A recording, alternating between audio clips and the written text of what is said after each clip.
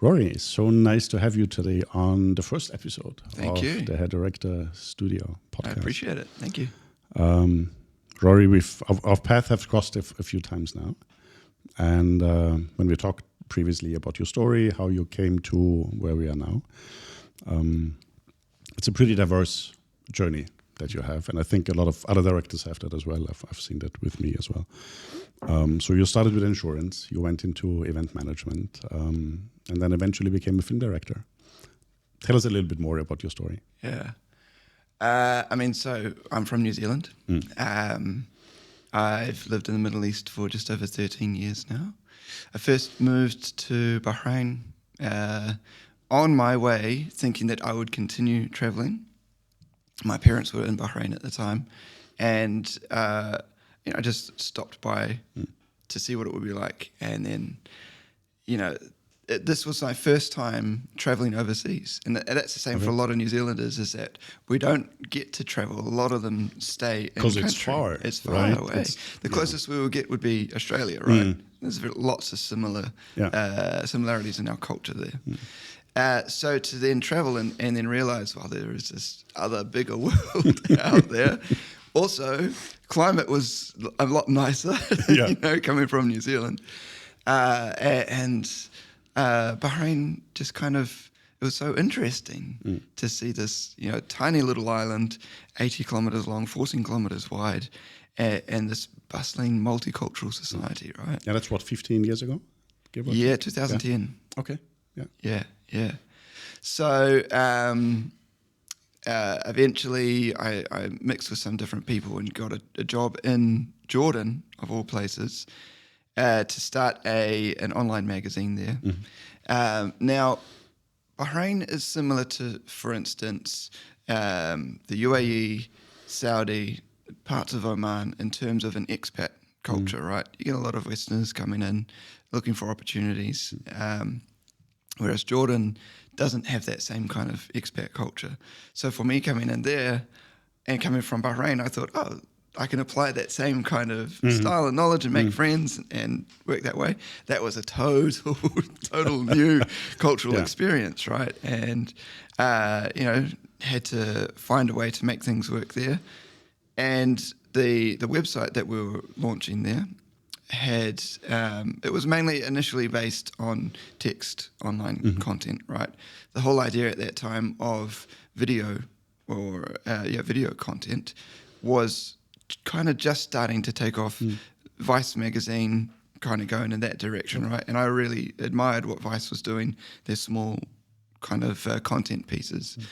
And it resonated with me because it wasn't following, the major news outlets, CNN, Fox, and so on. It was an alternative view, a voice for the youth, right? So I tried to apply that style in Jordan, and that's where I learnt filmmaking. Okay. Right.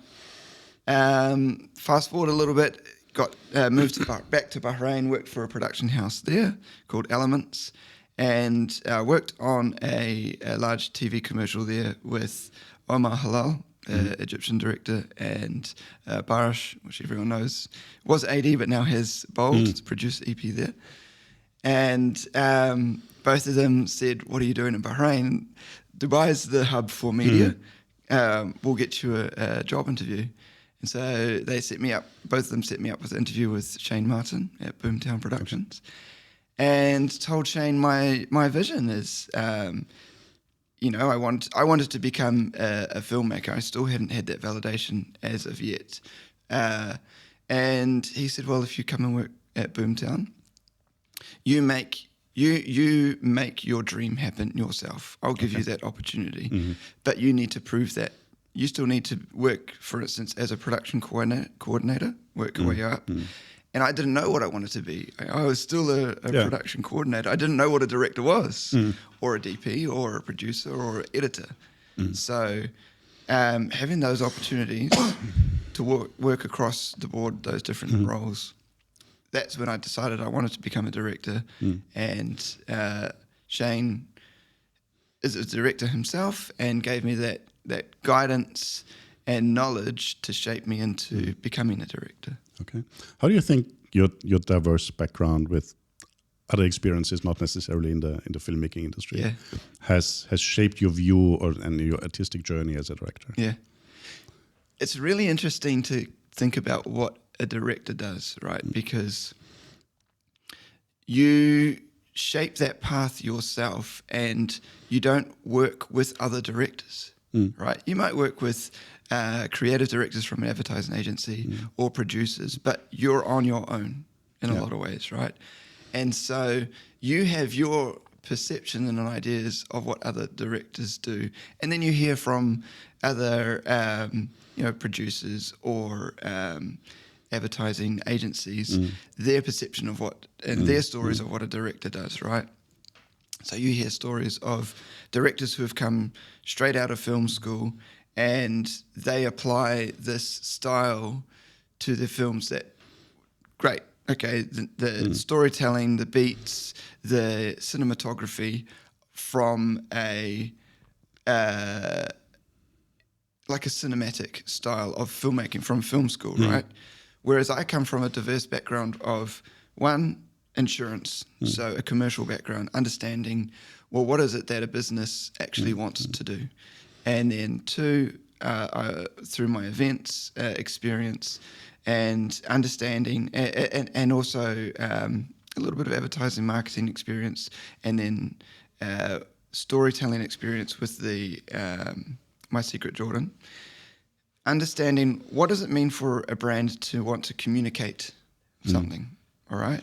Yeah. So initially I thought that there was a mismatch between what a film school director does and what my life experience coming to this point. And that's what I totally agree with you, because while someone coming out of film school directly being a director has all the necessary theory and skills, Yeah.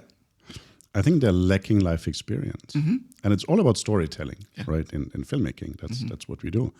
I think someone who had other jobs before and then turns into a director can tell more interesting and compelling stories because we lived through it. Yeah.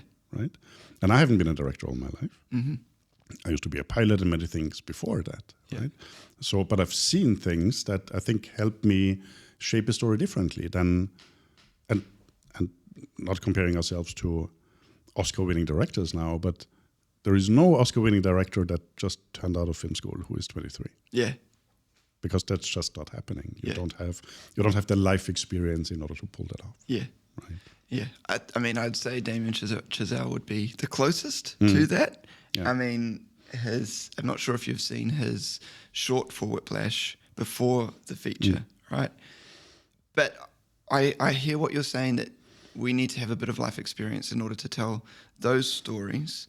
But maybe that is in relation to who we're telling those stories for.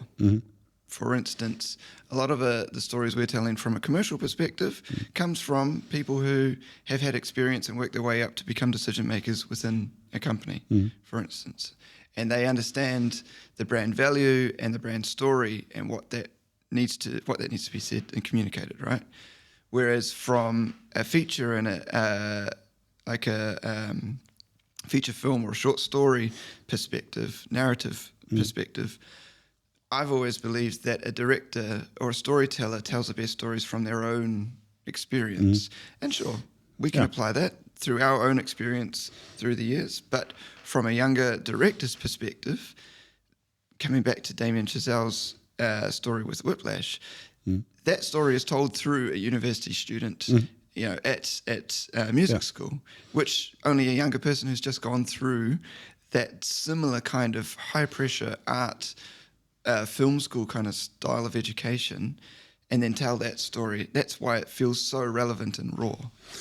And what's funny when you mention Whiplash is that I like the color grading of the short one more than the long format. Interesting. Okay. Yeah. I looked at both comparing. I'm like, no, I actually prefer the short one. Yeah. No, I know. Yeah, I know exactly what you mean when they compare them side by side. That's interesting to look at that, because why have they chosen that color grade, right? And maybe in the shorter form, he doesn't have the resources to have that more cinematic look. But then also like set design, and so they need to trick a little bit. Exactly.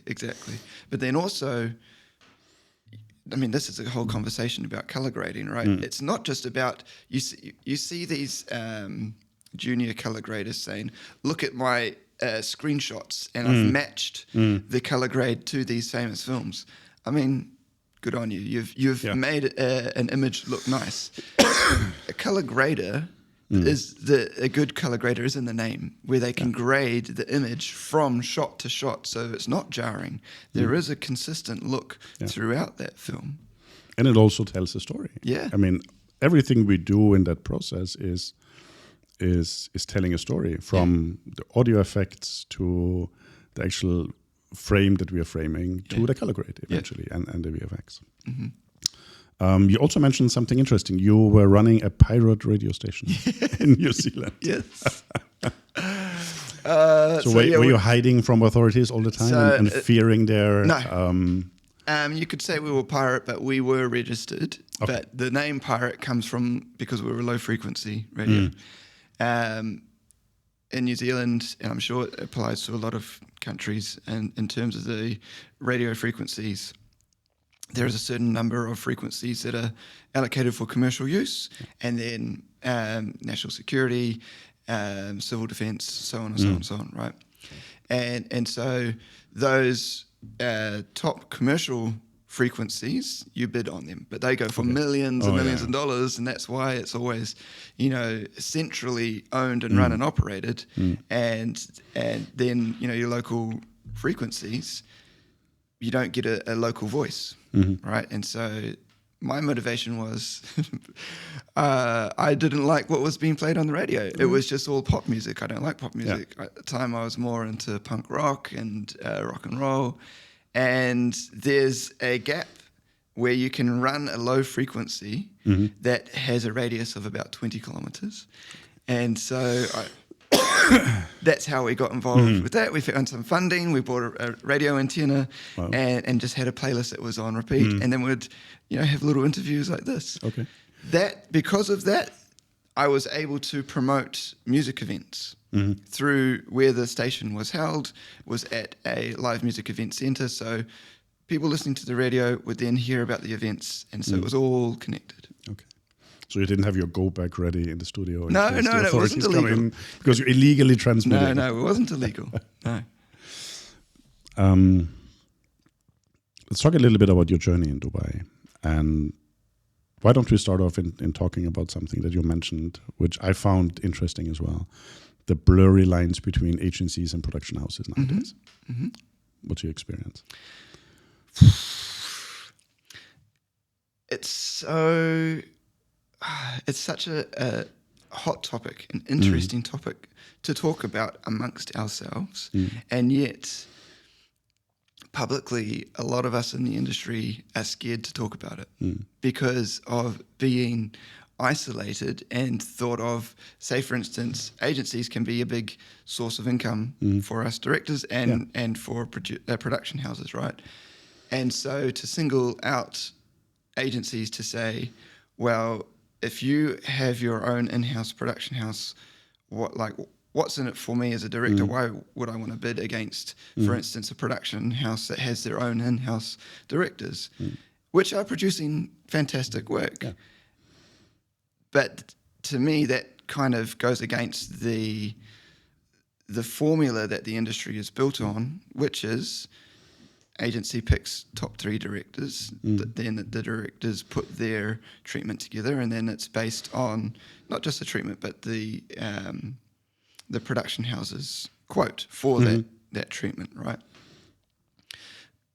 But an in-house director and in-house production house will always be able to undercut a production house and a director, right?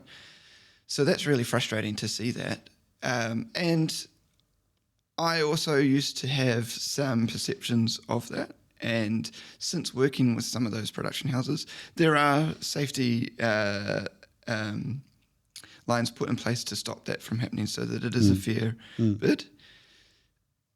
But it is a small industry and people talk, and we do hear of different things going on, right? Now, from the other side, from a production house's side, having an in-house creative, which I was doing at Boomtown, for instance, right? I didn't necessarily see myself as a threat towards an agency which have all of the resources, you know, from planners to creatives and art directors and account managers to understand the messaging and the concept, right? As a director, it's my job to understand and have my vision of what that concept is, right? But if a client comes directly to a production house, often it's just that they have a rough idea and they don't have such a massive budget to employ an agency to work on that. So I didn't see that as a threat. Going forward, a lot of production houses are taking on in-house creatives. And maybe it is inevitable that that line will become even more so blurred, and to cut out advertising agencies and for clients to come direct. Where I think agencies have more of a benefit or help with that is an advertising agency isn't just the creative, it's the media, it's the strategy, it's the account managers that they can have. So I don't think production houses are a threat, but in-house production can be a threat towards production houses. And not only in-house production, I think it's, and that's the feeling that I have, is that production companies are more at risk at the moment because agencies think, why don't we hire a few creative people and then go to the rental houses directly and get our stuff, right? We don't need our own equipment, we can just rent it. And I think also one of the reasons is, and I talked to a couple of rental houses, and I told McGregor, when the client finds out that the production is adding 100% on my rental prices, like obviously the agency is going to turn around and say, then we do it directly without a production house, right?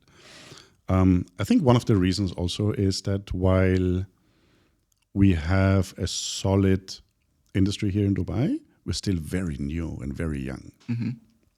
I mean, you came 15 years ago. It changed tremendously, and that's what I've also seen with your Like Minds events, right? 2 or 3 years ago, I don't think you would have had the same impact that you have now. Because there is more people coming, there's more people in the creative industry. And I mean, I came to Dubai 7 years ago. There was 1.5 million people living here. Now we've doubled. We're more than 3. And this is not going to stop. Right? So let's talk about Like Minds. How did you come to the idea? Sure. And but if you don't mind, sure. I think you did touch on something quite interesting there. Talking about the markup. All right. Now, what company goes around telling people what their markup is? It's no one's business. They don't. All right. Like, no one knows how much Emirates is charging for a markup because that's their business. How much is any business doing that? No one's business. So how does a client know that it's 100% markup? And I mean, my experience, 100% markup is ridiculous. And I don't know of a production house that's charging 100% markup, right? To be transparent, and people can correct me if I'm wrong with this, it is on average 15 to 50% markup. Okay. And it changes every single production. Sometimes there's no markup, right? Because absolutely, because the budget is so tight, and you still, as a creative, want to deliver an outstanding product. And we what frustrates me is that we work in this industry where loss-leading productions is happening all of the time, so prevalent. Where a production house will say, we want to get in with the agency, so we'll do a cheap job for them. The agency will take advantage of that. And then next time they go with the next one. Exactly. And you've set the precedent of what the actual budget is and they expect of you. That's really frustrating. So it is interesting to see some agencies going directly with gear houses. Does that make gear houses a conflict of interest? Because gear houses work with production houses, and if they're cutting us out, then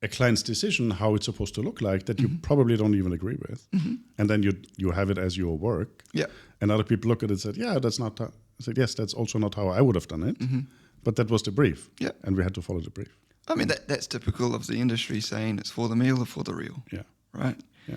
Because there are those jobs where you just got to take them because you've got some bills to pay, and or you're being paid for it, but you can see that there is an opportunity there to build a relationship with an agency or a production house, right? So yeah, for sure. A lot of us, we have those projects. There was a podcast that I had listened to years ago with some filmmakers that I felt like were on the same level as me. And they were talking about how much of your work in the year are you proud of to put on your reel? Interesting. And how much is it just, there to pay the bills? And they said probably about 20%. Okay. I would have said 30, but yeah. Okay. 20%, yeah. Yeah. Makes sense. Yeah, but yeah, I would say it could be a range of 20 to 30%, right? Yeah, I agree that there's work through the year where I will post about and proudly showcase, which I'm really proud of, looks great. And then there is work where, maybe it doesn't match my brand. I'm not proud of it. I'm still proud of the work and the client being happy. At the end of the day, they're the ones paying, right? But it's not suitable for the brand of Rory as a director. Yeah. Awesome. Okay, like minds. Yeah. I think it's so important what you're doing for the community here. I'm impressed in, like, every time I go, it's almost like people double in audience. Yeah. It's such a vibrant thing. I've met so many amazing people. Yeah. What was the idea behind it initially? How did you lay in bed on one day and you thought, you know what? I have to do something really interesting for the community. So there have been social groups over the years, okay? I mean, there's countless WhatsApp groups, Facebook groups, and they're just a lot of the time rubbish. The drama and things that goes on, it's like, how is this relevant, guys? Like, how can we create a group that is specific to the industry and open to everybody? There was a group, and I'm not trying to knock this group because it was very productive, but there was a group for, I think more so for the videographers and DPs here called The Boys, I think it was. Okay. I'm not knocking that group at all because it was very helpful. But that also motivated me to think, well, what name can I have that feels a little bit more inclusive?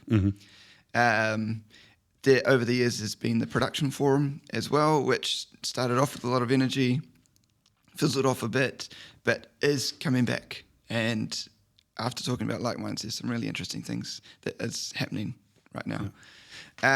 And how I came across the name was there's a production house creative agency in New Zealand called Like Minds. And I'm big fans of their work. And I just met with them, and the name just resonated with me, the idea of the name like-minded people coming together. Yeah. And I asked them, I've got this idea of this networking group. Would you guys be okay if I use the name? Like, it's great. It's awesome. One, it's in a completely different area, and it is a networking group, but it resonates with them because that's the whole idea of like-minded people coming together. Yeah. And it started off with just, a group of 5 people sitting around a table at Reform. And we just said, why don't we just make this a monthly event? And then we'd put the word out, bring some more people that who resonate with this. We started a WhatsApp group and, monthly texting people would come along. Like you said, every month, doubling. Yeah. And then people were saying, well, why don't we, instead of the WhatsApp group only being networks that we know, how can we expand it to people that we don't know? So that's where we started the Instagram page. And honestly, I can't believe how quickly that's grown. Now we've got like 850 members now. Yeah. And that's my main source of interaction with the community. It is a non-for-profit right now. It is just me putting in the time and engagement. I am looking at ways to, not necessarily to monetize to run as a company, but to monetize, to put money back into it, to grow it more. Okay. And I appreciate the feedback that I've been getting is, and it did, you saw it when it first started. It was just like a casual group of like 20 people. Now we have 80, 90, 100 people coming. And it's evolved from just a casual meet and drink to now I need to take a bit more responsibility. How can I engage other people who don't want to go out and socialize and drink on a Wednesday night? Yeah.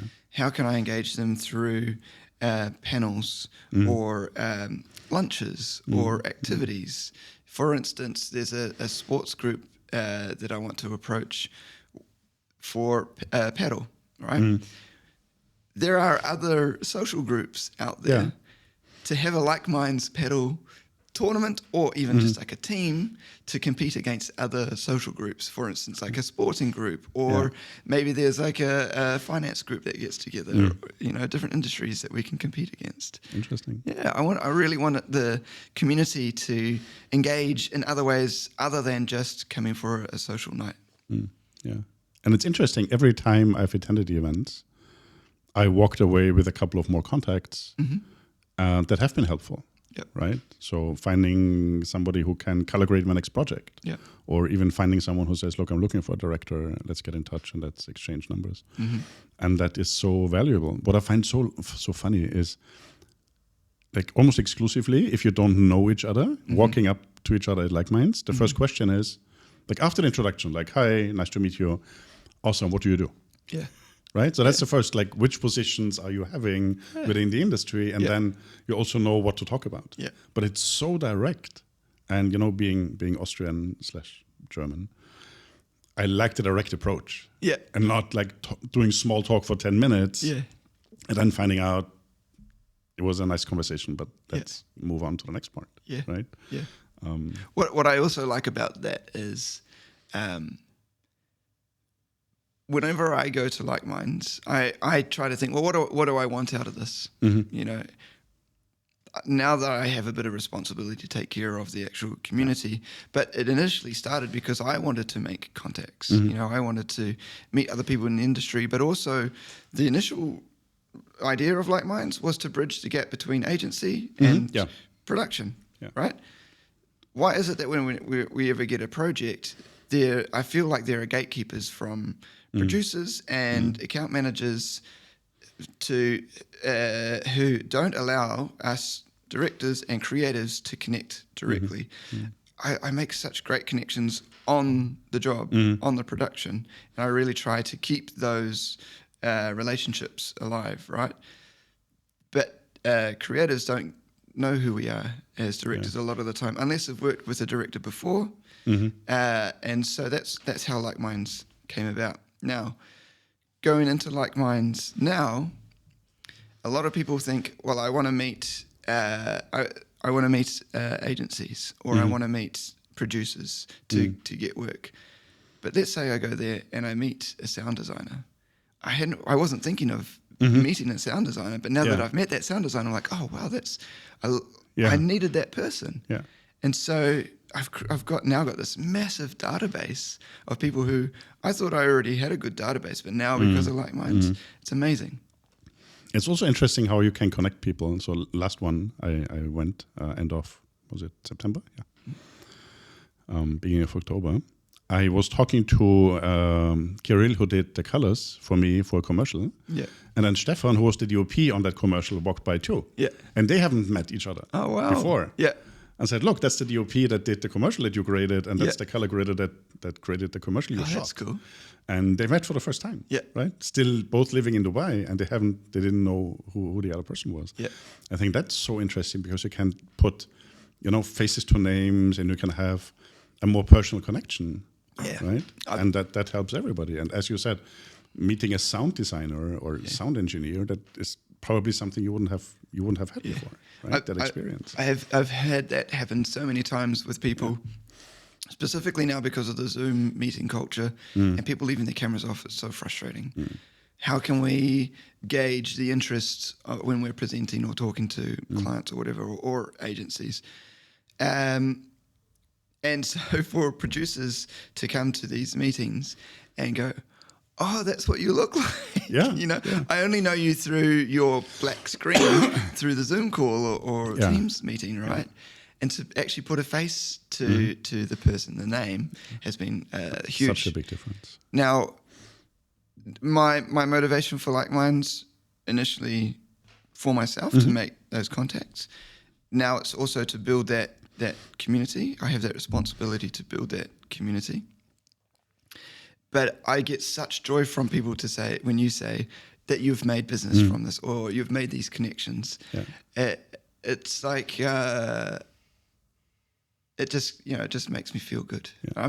I'm making a difference. I'm doing something. Absolutely. Yeah. Thank you for that. Show and tell is another segment that I have on a podcast. Sure. You brought something that is dear to you in your journey. Yes. Tell me about the camera. Yeah. Can I put it here? Yeah. Is that good? We see that in the wide angle, right? Yeah. Here we have this one. So let's see if it powers up. There we go. Oh, look Here at we that. go. This is a Canon G10 from 2009. I got this. This was my first camera. Okay. Where I fell in love with photography through this, but I never took it seriously. I just thought, this is a camera, amateur photographer. I used it for some articles initially for My Secret Jordan, which was the Jordan publication. And then it kind of sat on a shelf and got dusty and just sat there as a prop for a while. I used it for some... I'd go out, socialize and take photos. It's got this strange strobe lighting effect that I love with it. It shoots like, I think, 480p. So it's way off HD or 4K. But it was the first time that I fell in love that I could craft imagery, you know, and I learned the basics of photography. Yeah. It still has the Jordan dust on it. Oh yeah, I mean, dust from just like sitting on the shelf for such a long time. I mean, you don't get point and shoots like this anymore, right? Yeah. With a zoom, I think it's got like 10 times actual zoom and a flash as well. You know. So I love this little thing. I use it every once in a while just for events because of the lighting from it. But this got me into filmmaking. Interesting. And that's a very good segue to our next segment, frame by frame. So on every podcast episode, I bring 1 or 2 frames of a movie. Okay. And let you guess what the movie is. Okay. Today I did not bring a classic. Okay. So if you haven't been to the movies recently, you might have seen the trailer. Okay. And let's start with, I have 2, one more complicated one and one easier one. So that's the more complicated one to start off. Yeah. You know which one that is? Yeah, this is from the creator. Yes, absolutely. Yeah. So I don't even have to show you the more obvious one with the VFX. The actor on the previous slide. Yeah. Love this guy. I can't remember his name, but he's such an up and coming actor. You probably know his dad better. Really? Yes. Who's his father? Denzel Washington is his dad. Yes. Is it? I didn't know that. Okay. Correct me if I'm wrong. This is the same guy from Tenet? I'm not sure. I think it is? Yes. Producer says yes. It's the same guy from Tenet. Ding, ding, ding. Points. But it's... I just love his style of his delivery. It's so commanding and so fresh and witty. And now that you mentioned Denzel, I can see the influence there. I really appreciate him as an actor. I'm looking forward to seeing his future work. Yeah. And this film, I have not seen this film. It's on my list for sure. You have to see it. You have to watch it. You have to watch it in IMAX, by the way. I watched it on IMAX. Oh, have you? Yes. Now, a little bit of insight and trivia from a filmmaker's perspective on this film. This film has... there's been a lot of controversy amongst filmmakers, established filmmakers and indie filmmakers, right? Because of the style, how they shot this on a small Sony camera. Which is the reason why I brought it here today, is it? so we can talk about that. Okay, Yes. great. So the question is, let's talk about how much gear matters, and I think the perception of a lot of people is, oh wow, I can just buy an FX3 and be a revolutionary filmmaker. I can go out and make my feature film. Sure. Which I kind of disagree with. Because you still have a team and you have your expensive lenses and you have your setup and you have the amazing VFX effects that ILM put in. It's still an $80 million budget movie, right? Despite the camera body. And I'm really interested on your take on it. My take on it is, I think it shows that now camera sensors have gotten really good, right? The question is also, in a bigger set, and we've all been to bigger sets, it's not necessarily about this camera can give me a better image, because my C70 and a Mira Alexa 35 is like, you really have to pixel peep to see a difference if it's nicely graded and nicely shot. Sure. With expensive camera gear, it's also about convenience and the stuff doesn't break and you can use it for 20 plus years, right? But what's your take on using an FX3 for? I think you need the right tool for the right job. Right. Now, I know with the Creator, a lot of that was shot in studio, right? So why do you need an Alexa or a Red to capture green, basically, right? Now, they may have shot a bit of that with the volume, and there was some small sets that they shot within, right? The reason why the industry loves, say, for instance, the Alexa or the Red is it is a reliable workhorse. And especially for us here in this region, it's so harsh with the heat, right? If you were shooting with a DSLR camera in the desert when it's 50 degrees, no fan. I'm not going to shooting for long. It's exactly, right? It's not designed for that purpose, right? Whereas the Alexa and the Red, over the years that I've shot with those cameras, I've never had a shutdown. A lot of people will write off the Red because they say, oh, I'm always having issues with that. You have purists, DPs, who will say, oh, I'll never work with it. I mean, from my experience, I've never had that, but you hear of other people who do. Okay. So if you're shooting in an air-conditioned studio and massive green backdrops that is just mainly going to be CG backdrops, I don't think you need to have a great big cinema camera. It's not designed for that, all right?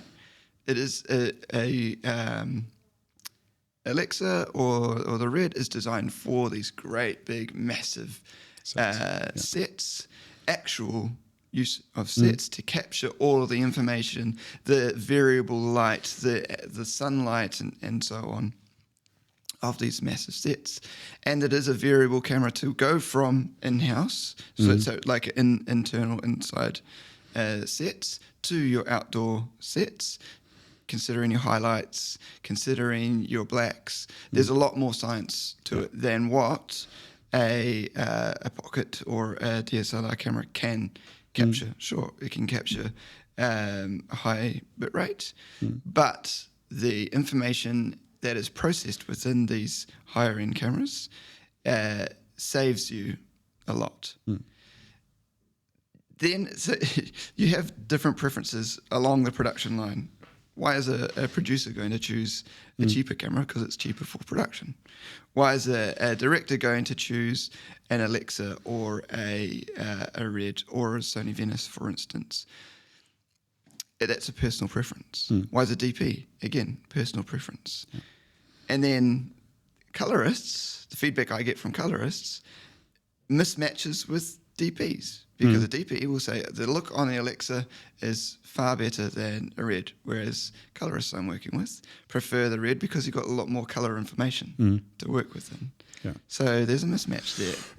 and I know DPs are going to look at me and come at me with this. But this is the feedback I've received, so communicate. Yeah. And also sometimes it's availability, what you take, and it's also reliability. Yeah. Right? Because if I rent out something in a country that doesn't have access to a lot of things, I cannot necessarily get, if that one unit breaks down, I cannot get a replacement for the same unit. And then you have to shut down your shoot in the middle of your filming day. Yeah. And you need to wait for repair, replacement, whatever, from out of the country. Yeah. Right? Have you seen the meme going around of this guy that asks, what's my $1,000 line item? Mm-hmm. Have you seen that? No. He's what's my $1,000 line item? It's a he's a videographer, and so if you just have a DSLR walking around like that, and the client sees that, you can charge a certain rate. Yeah. As soon as you attach a hood and filters, matte box, that's $1,000 line item. Doesn't cost him $1,000, but because of that, he can put his price up. Yeah. It's the same goes with the cinema cameras, right? If you turn up to set and you're spending all this money on lighting and production and set design, the client has an expectation that you're going to be shooting with higher end cameras as well. And so that's where that comes from. You can't have a mismatch there. Also, when you're talking about like $1 million production, the difference between hiring a RED and a DSLR compared to all of your lights, your grips, your dollies, crew, and so on, such a tiny little line item. Yeah, but it's interesting, especially for the creator. I've seen a BTS analysis for a lot of the scenes that they did on location, like in Asia. They used natural light mainly, and then for the key light, they just had a tube that long, and they bounced it against a bounce, and that was good enough to not look artificial. Yes. Right? Talking about memes, there was this other meme where you can see like a full rig, like V-mount battery, matte box, and then a GoPro on it. Yeah. And it says, day 3, they still haven't found out. Years ago, there was this guy who actually practically did that, right? Where he got an old ENG, was it ENG? Like broadcast camera-mounted camera, you know, the whole zoom lens and all of the cables and everything on it with monitor, all right? Inside, he'd hollowed out the camera and put a GoPro. So it was sending a live picture from the GoPro to his monitor, and you know, the client's like, "Wow, it's got this great big camera. It's just a GoPro."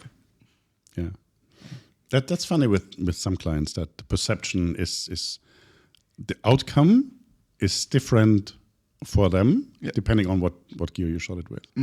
I have a client I do social media for, and literally when I come with a few lights and a tripod and an external monitor, because then I can sit while they do the interview. I don't have to stand. So it's convenient for me. And then at the other time, I just used my iPhone for something else outside. And they're like, oh, but you only... Yes, but it was the perfect tool for this particular job. Correct. Because if I bring a cinema camera and like what? I don't have lights. I don't have the crew that needs to be there with me in order to get the same result for a few second clip.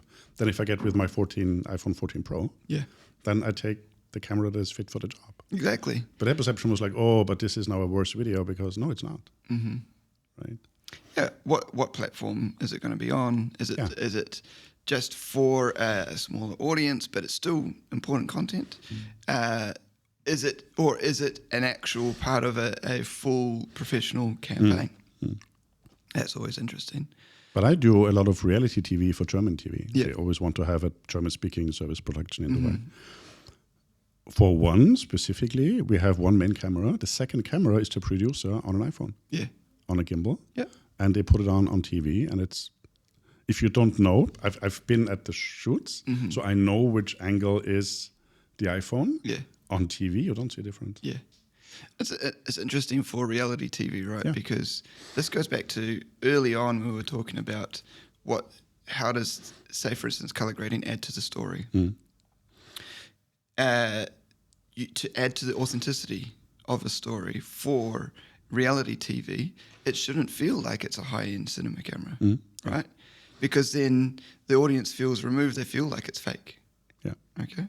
So, shooting on an iPhone, I feel. And I'd rather have an iPhone footage than don't have the footage at all. Or have to stage it, and then it's scripted TV and not reality TV anymore. Right? So that was interesting. Can we talk about something a little bit controversial? Absolutely. Go ahead. people have mixed feelings about this. Yes. All right. We work in an industry, specifically the UAE, bits of Saudi as well, where we have this idea of importing talent. Mm-hmm. Okay. I'm a part of that. That's why I'm here. Yeah. But Dubai is my home. I'm very happy living here. Also, if the right opportunity came up in Saudi, potentially there as well, right? But this is where I live. And yet we want to kind of help and develop the talent here. We say that we do, but what are we doing to actually do that? Yeah. Then we have international directors coming in. Obviously, that's frustrating for me because I can't compete against that. One, because there is this perception that an international director is better because he's international. Solely because he's international. Even if my show reel matches theirs, right? Which is the Mad Box equivalent, right, to human resources. Yeah. The markup is higher because their fees are higher. The hotels, the per diems, everything that a production house can mark up on is higher. So when you're talking about a client being frustrated about markups, maybe that's something that they can be looking into. Yeah, very true. But that's me probably feeling a little bit targeted and triggered by that. It's a big frustration of mine that's shared with a lot of other local directors here. No, absolutely. Sorry, I absolutely agree with that. That I find it bizarre. I mean, I think we're both not saying that if there is talent outside, of course, bring them in, right? If they have something that we can provide, or if they have a different take on it, or for sure, fair enough, right? But I agree with you that the notion that just because they live, I don't know, in the UK or in France or wherever, the US, and you need to fly them in, that automatically gives you a better value for your money, because that's not the case. Yep. Right. And again, it's like, I have a matte box on my camera, so I can charge you more. I have an international. Everybody who isn't born in the UAE and has citizenship here is an international director. Yeah. Right. You'd think so. Yeah. Just because we live here permanently, it doesn't make us less international. Yes. Right. Exactly. Yeah. Yeah. I think it's also a way of education and having the ecosystem grow up. And having the clients also see the difference. Yep. Or that there is no difference. Yep. Right. Yep. So that leads to the next part, my future vision of Like Minds. Of it evolving from being just a group of social people meeting up to what other platforms can we offer. I would love to explore the idea of internships. You know, we have this great big database of talented people. How can we actually have a path in place to grow people? How can we develop the talent that's already here rather than bringing in extra talent, right? How can we have a voice? So there is some interesting things happening on the side that I can't quite talk about right now because it's not ready to be talked about. Okay. But soon there will be some big changes happening. Soon we will have a voice to be able to communicate across industry, to government, and to set some guidelines in place. Very nice. Do you have any advice for up-and-coming directors, internationally or in the region, who want to break into the industry, giving you experience? So much, right? You can give me two if you want. If you have to.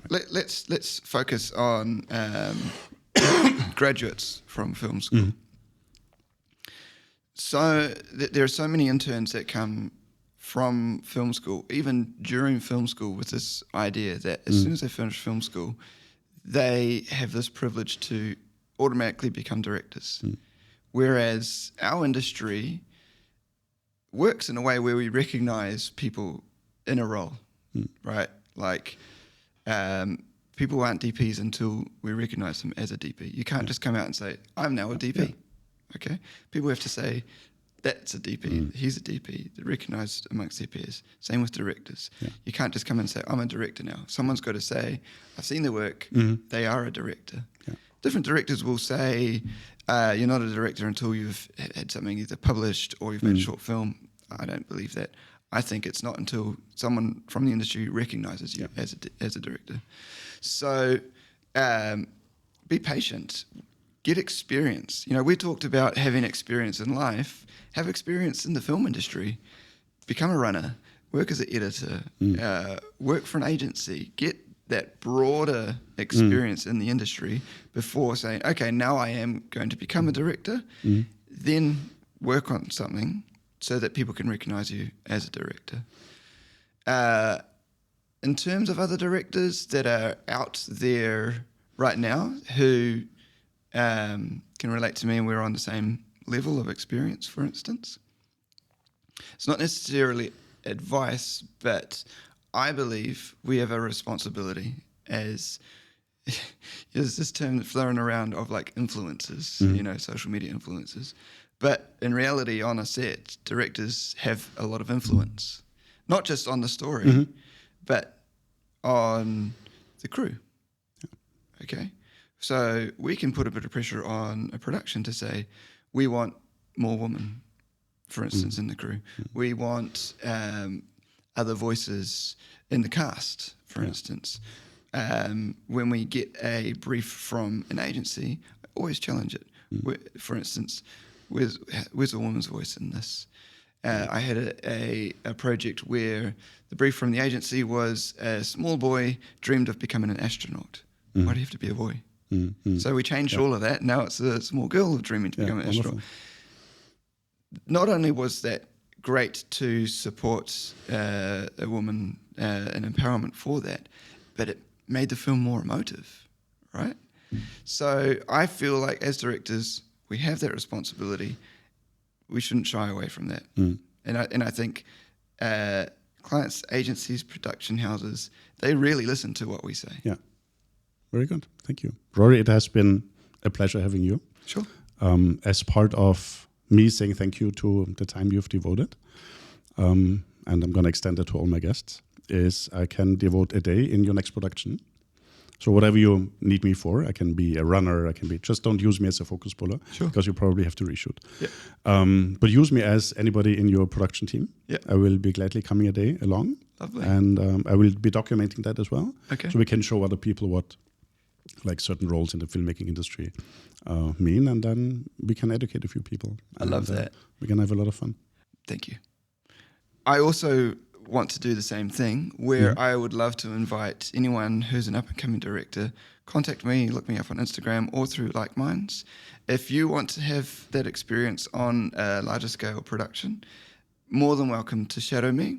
Come in as an intern to see what it's like to work on a full-scale production, and then apply that learning to your productions to grow into a role. Awesome. Thank you, Rory. Thanks.